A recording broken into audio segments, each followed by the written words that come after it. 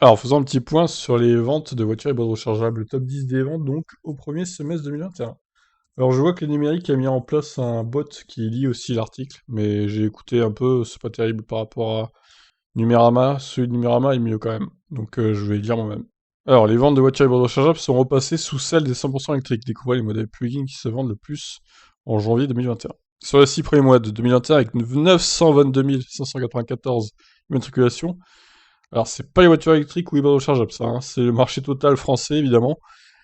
Il enregistre une hausse de 28,9% des immatriculations par rapport à l'année précédente, selon des données fournies par le Comité des constructeurs français d'automobiles CCFA. Une croissance en trompe-l'œil qui cache un recul de près de 21% par rapport à 2019, la crise sanitaire étant passée par là.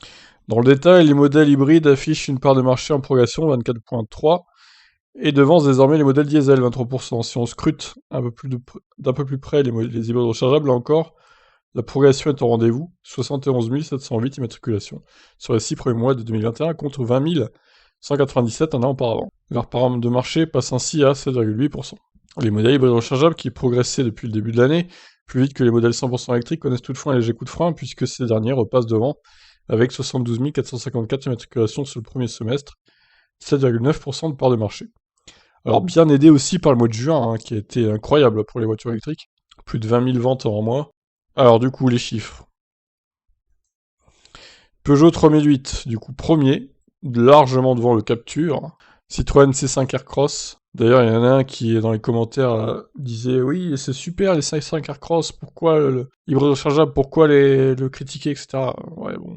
Bref, Citroën, moi, vous savez que c'est pas ma marque de prédilection. Je déteste pas, mais bon, c'est une marque qui me fait ni chaud ni froid, en fait. Je préfère largement Peugeot, quitte à choisir.